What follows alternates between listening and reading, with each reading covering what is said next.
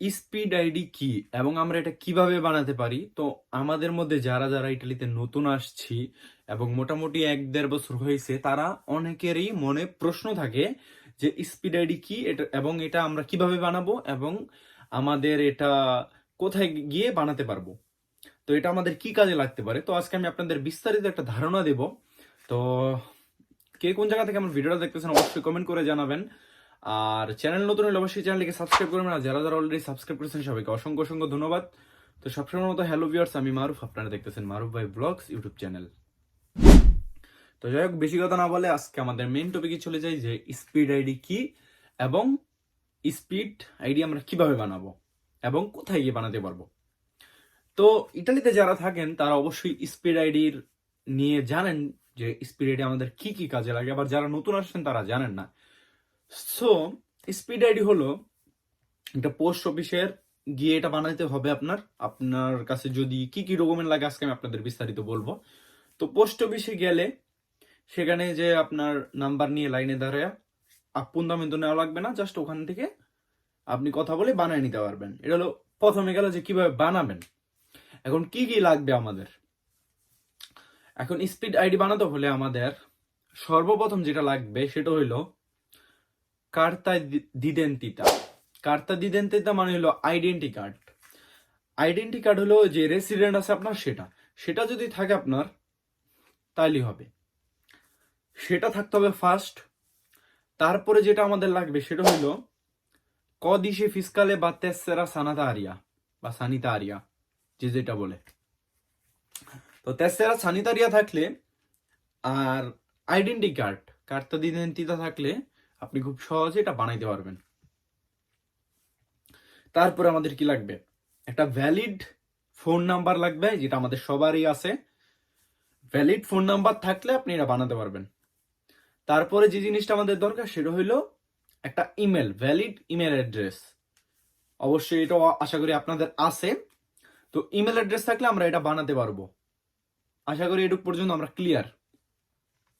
এবং এটা বানাতে কত দিন বা কতক্ষণ সময় লাগে, এখন ভাই এটা আপনি গেলে আপনাকে সাথে সাথে ওরা করে দিবে।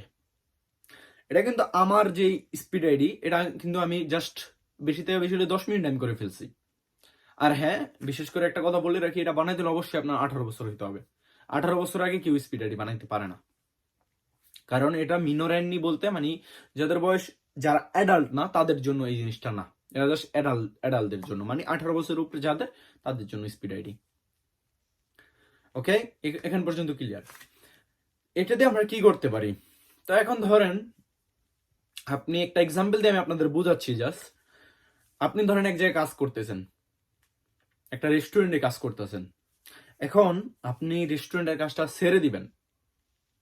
এখন মালিক আপনাকে ছাড়তে চাচ্ছে না, সো আপনার কন্ট্রাক্টটা সে কাটতে চাইতেছে না। সে বলতেছে আপনি যে কন্ট্রাক্টটা কাটবেন। এই কন্ট্রাক্টটা কাটতে হইলেও বেশিরভাগ সময়, সব সময় না, বেশিরভাগ সময় যে কাফে আমরা যাব কন্ট্রাত্তো ডিমেসিওনে করার জন্য, সেখানে আমাদের এই স্পিড আইডিটা প্রয়োজন হয়। তো এই জন্য এটা গেল ফার্স্ট, যে এই জন্য আমাদের স্পিড আইডিটা দরকার। তারপরে আপনি যদি কোনো আপনি একটা ভালো একটা কোম্পানির কাজ করতেছেন, আপনার এখন একটা বোনাসের দরকার। তো সেই বোনাসের জন্য যদি আপনি দোমান্দা করতে চান, সেখানেও কিন্তু আপনার স্পিড আইডি দরকার। স্পিড আইডি ছাড়া ইটালিতে চলা বলতে গেলে অনেকটাই মুশকিল, বা অনেকটাই প্রবলেম হয় অনেকের জন্য, আবার অনেকের হয় না ভাই। সবার জন্য যে এটা আমি সেটা বলতেছি না।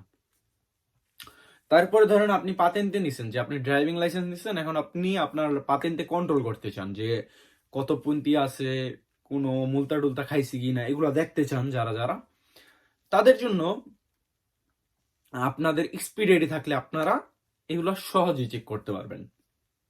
তো যাই হোক, আজকে এটুকুই বললাম। স্পিড আইডি দিয়ে আরো অনেক অনেক কিছু করা যায়, যেটা এটুকু ভিডিওতে বলা যাবে না। তো আশা করি আমি আপনাদের একটা ধারণা দিতে পারছি। যদি ভিডিওর কোনো কথা আপনারা না বোঝেন অবশ্যই কমেন্ট করে জানাবেন। আর ভিডিওতে যদি কোনো কথা ভুল করে বলে থাকি তাহলে অবশ্যই ক্ষমার দৃষ্টিতে দেখবেন। সো গাইস, আমার এই ভিডিওটা এখানে আমি আপনাদের সাথে শেষ করতেছি। তো আমি আপনাদের বলছিলাম যে আমার 1000 সাবস্ক্রাইবার উপলক্ষে আমি আপনাদের জন্য খুব সুন্দর একটা সারপ্রাইজিং ভিডিও দেব। অবশ্যই আপনারা যারা যারা ভিডিওটা দেখতেছেন অবশ্যই এই ভিডিওতে কমেন্ট করবেন, আমি আপনাদের জন্য ওই ভিডিওটা খুব শীঘ্রই আপলোড করব। তো যাই হোক, আজকের ভিডিওটা এটুক পর্যন্তই ছিল। ভিডিওটা কেমন হয়েছে অবশ্যই কমেন্ট করে জানাবেন, ভিডিওটা ভালো লাগলে একটি লাইক দিবেন, আর কে কোথা থেকে ভিডিওটা দেখছেন সেটাও কমেন্ট করে জানাবেন। তো যাই হোক, নেক্সট একটা ভিডিওতে দেখা হবে। সবাই ভালো থাকবেন, সুস্থ থাকবেন এবং দেখতে থাকবেন মারুফ ভাই ব্লগস ইউটিউব চ্যানেল। আসসালামু আলাইকুম গাইস, আল্লাহ হাফেজ, টেক কেয়ার।